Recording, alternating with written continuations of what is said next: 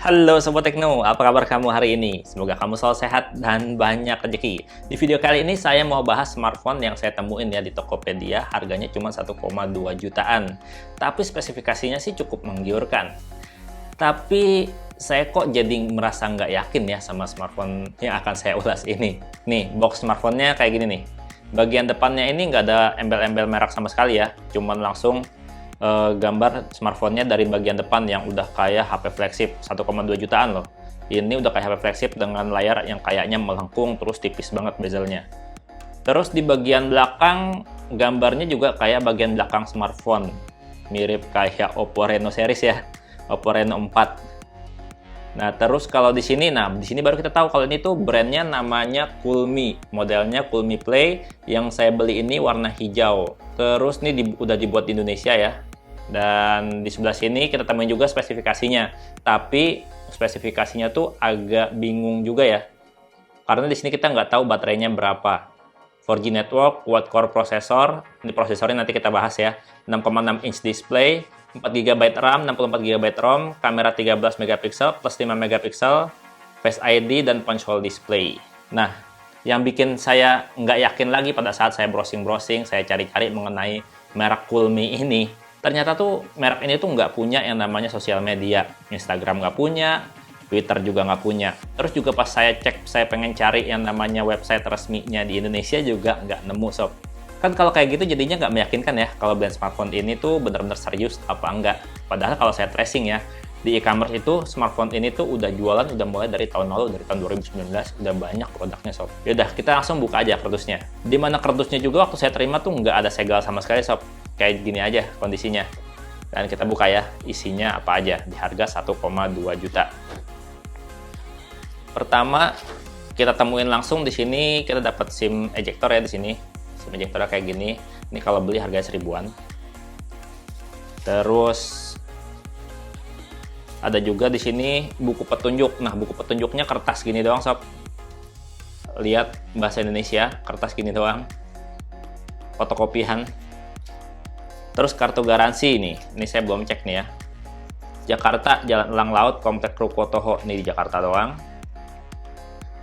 Tuh kartu garansinya juga begini doang. Jadi makin nggak meyakinkan. 1 tahun garansi ya. Logonya mirip kayak Xiaomi, cuman ada huruf C-nya di sini. Coolme. Terus kita dapat softcase di sini. Bukanya gimana? Oh, dapat tempat gelas. Ada tempat gelasnya. Tempat gelas ya. Terus kita juga dapat softcase di sini. Nah, softcase-nya ini dia yang modelnya ada bumpernya ya di pojok-pojokannya. Ini kalau beli nggak sampai 10.000, 9.000, 10.000-an lah. Yang model kayak gini. Oke, terus tentu aja kita dapat smartphone-nya ya. Masih diplastikin, nanti kita bahas lebih lanjut. Dan kita juga dapat kabel data. Dan kabel datanya ini di harga 1,2 jutaan, dia tuh udah USB-C sob. Udah mantep sih, dikasih USB-C. Terus juga kita dapat charger adapter. Nah, ini charger adapternya kecil ya. Dan ini build quality-nya berasa murah sob. Enteng banget. Jadi kalau misalkan kamu beli HP ini, jangan pakai charger ini. Kenapa? Karena nggak meyakinkan, takut korsleting atau gimana. Mendingan pakai charger yang lama atau beli charger lagi. Dan ini tuh outputnya tuh cuma 5 volt 1 ampere aja sob. Cuma 5 watt. Kebayang ya? Kalau 3000 Yamaha aja ngisinya lama banget nih pakai 5 volt 1 ampere. Bisa lebih dari 3 jam, bisa 4 jam. Itu kalau 3000 Yamaha. Ini kita nggak tahu baterainya kapasitasnya berapa. Oke, jadi yang kita dapetin dari smartphone ini, dari Coolme Play ini lumayan komplit ya, walaupun kita nggak dapat headset. Kita udah dapat tempered glass, juga dapat softcase, yang softcase-nya bening transparan gini, yang gampang kuningnya, saya yakin ini. Oke, kita beresin dulu ya, sebelum kita ke handphonenya. Oke, kita lanjut ke smartphone-nya ya. Ini masih diplastikin. Bagian depannya bener sih ya, dia tuh udah ada pansolnya. Nah, bagian belakangnya, wow, 1,2 juta, gayanya bling-bling, keren. Bener-bener mirip banget kayak Oppo ya. Kita buka. Oke, ini saya nggak tahu ya berlaku atau nggak garansinya nanti, tapi yang penting disimpan aja dulu ini. Kita taruh di sini dulu ya. Nah, ini bodinya tuh mirip kaca sob. Mirip kaca, terus di sini ada tulisan Play. Kelihatan kan? Jadi Coolme Play namanya. Dan ini tuh berasa mirip kaca dan dia tuh nggak glossy. Tapi dibikin ngedoff jadinya nggak nempel-nempel stick jari. Asli kalau untuk body ini saya suka ya. Walaupun di bagian bezel kameranya ini tuh kayak pakai mika biasa aja, mika warna hijau biasa gitu. Jadinya kelihatan banget murahannya kalau dari bezel kameranya. Tapi kalau dari bodinya ini nipu banget. Harga 1,2 juta dapat gaya sama body kayak gini tuh keren. Cakep bodinya. Dan bodinya juga tepiannya tuh udah 3D ya, melengkung 3D gini, jadinya enak dipegangnya. Digenggamnya enak. Di sebelah kanan sini ada tombol power dan tombol volume, dan saya nggak tahu nih ya lubang apa. Nggak ngerti maksudnya lubangnya lubang apa. Di sisi atas polos. Di sisi samping ada slot kartu ya, dan slot kartunya ini kita cek. Nah, slot kartunya ini udah triple slot ya, jadinya SIM 2-nya bisa aman-nyaman. Kalau kita mau tambahin slot kartu micro SD, nggak perlu rebutan. Oke, kita buka bagian depannya ya. Wah, ini brand sebenarnya bisa ngasih pelajaran ke brand-brand merek lain yang harganya murah juga. Kenapa? Karena dia udah dipasangin anti gores. Kalau kemarin kan waktu saya unboxing ya, anti goresnya suruh pasang sendiri. Ini udah dipasangin anti gores, sob. Waktu kita buka tadi itu bagian atasnya itu sebenarnya itu bagian pelindung anti goresnya. Nah, ini anti goresnya udah dipasang di sini. Oke, kita coba nyalain ya. Ini sebenarnya saya udah install aplikasi, udah saya setting-setting, dan saya di sini cuma mau cerita mengenai Coolme Play ini. Nah, ini layarnya. Layarnya ini 6,6 inch ya. Dan kualitas layarnya sih udah cukup lumayan, sob. Kalau saya lihat ya, kualitas layarnya tuh nggak jelek. Cukup bagus. Dan ini resolusi layarnya tuh udah HD+. Kenapa? Karena waktu saya cek pakai Aidan 4 di sini, layarnya itu, nah ini kalau ngomongin Aidan 4 pada saat buka aplikasi ini tuh sering banget force scroll, nggak tahu kenapa. Nah, di sini kita lihat ya layarnya. Nah, layarnya di sini 720p ya, 720 berbanding 1600, berarti udah 20 banding 9. Layarnya udah lumayan, dan dia GPU-nya masih pakai Mali T720, GPU lama. Dan untuk CPU-nya segala macam, dia ini tuh bener ya, dia pakai 4 GB RAM waktu kedetek di sini di Aidan 4. Terus juga prosesornya dia pakai MediaTek 6735. 6735 ini quad core. Quad core-nya itu sekitar 1,3 GHz ya. Coba kita lihat di sini. 1,3 GHz tuh. 1300 MHz quad core. Jadi untuk performa harusnya kalau buat sehari-hari sih udah lumayan enak ya, karena prosesornya udah quad core 1,3 GHz dan udah punya 4 GB RAM. Harusnya ya. Nah, terus kalau misalkan kita cek Antutu-nya, ini sebenarnya saya udah install Antutu. Dia tuh nggak support karena dia belum support Vulkan untuk GPU-nya. Jadinya skor Antutu-nya cuma segini aja. Kalau kita lihat di GPU-nya tuh masih 0 karena dia tuh nggak support Vulkan-nya, Terracotta segala macam nggak support.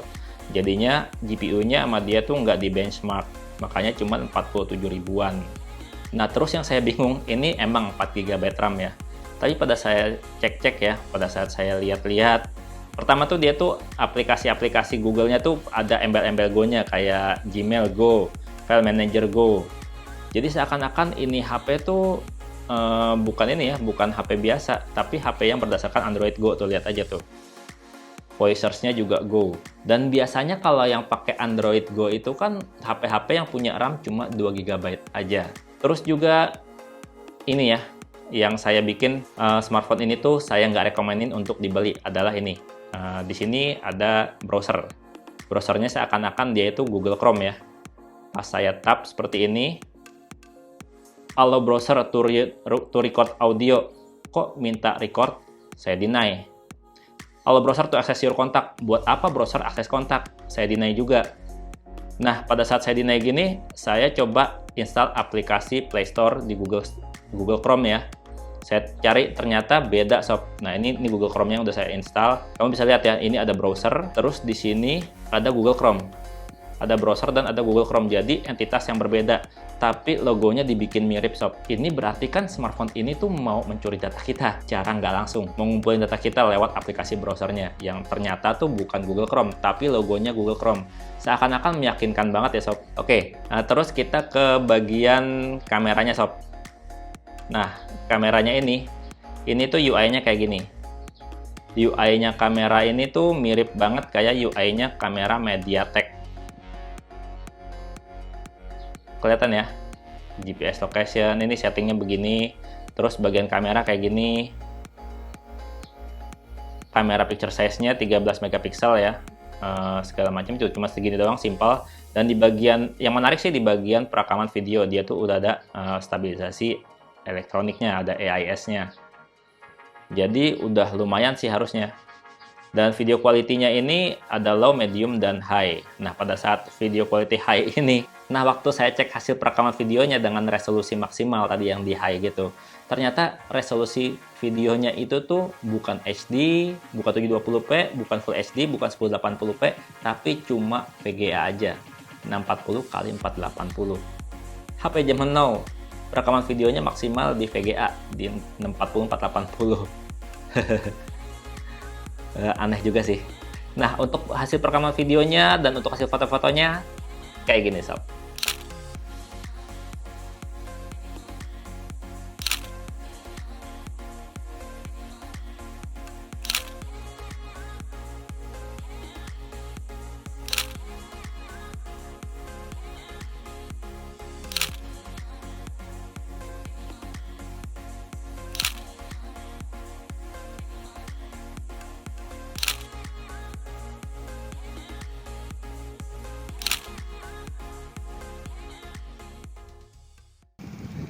Oke, ini adalah hasil rekaman video menggunakan kamera depannya. Ini AIS-nya dihidupin dan kualitas videonya disetting di high.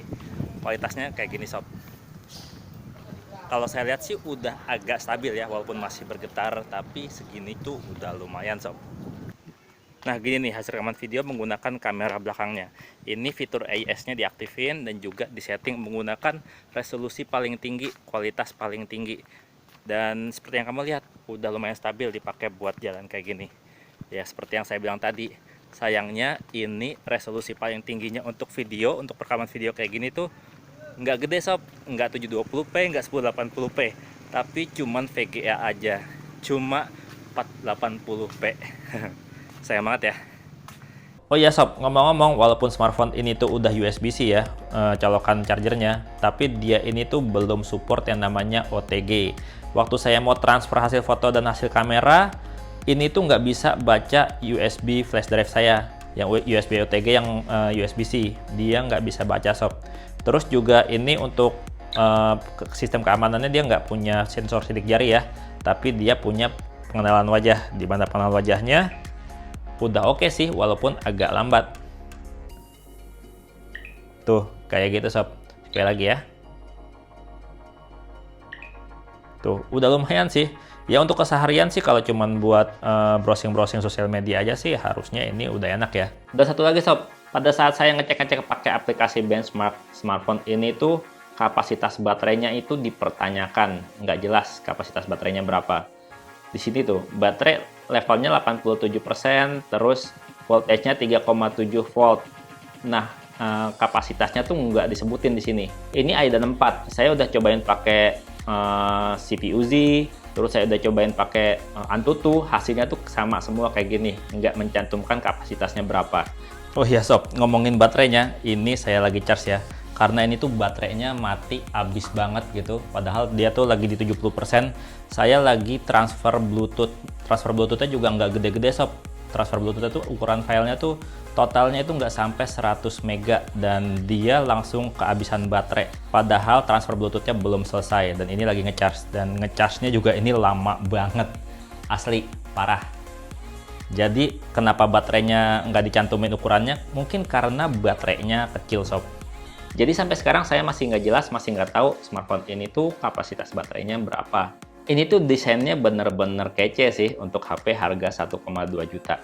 Dan ini tuh sekali lagi ya, ini bukan merek lokal. Kalau merek lokal pasti dia punya sosial media, pasti dia punya website lokal. Jadi kalau yang bilang ini HP lokal,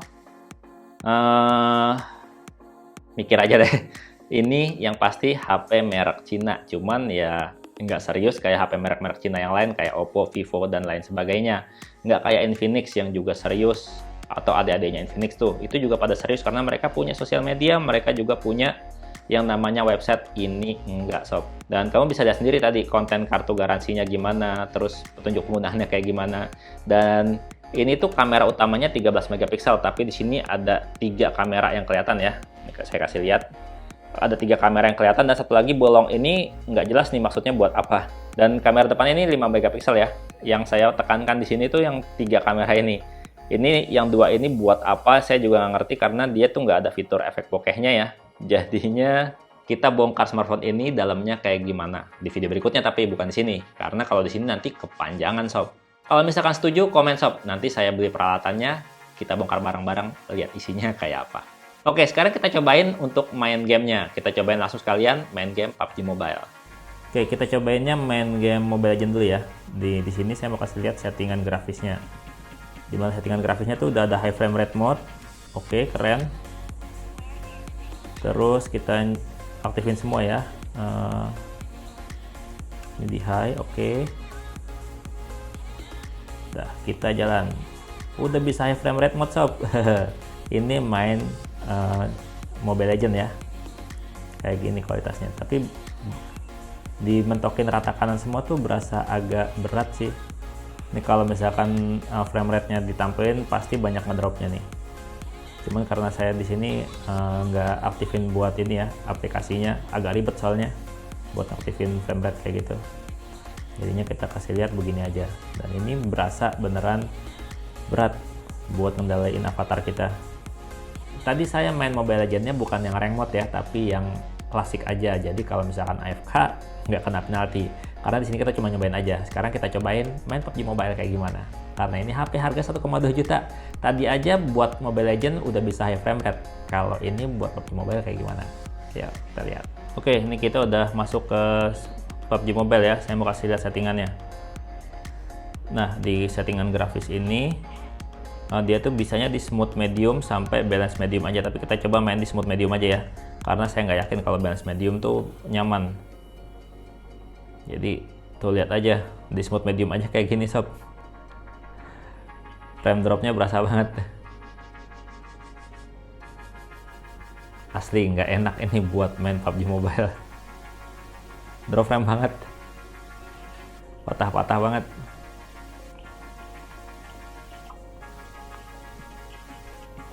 Tuh buat lari aja ya Allah nggak enak banget.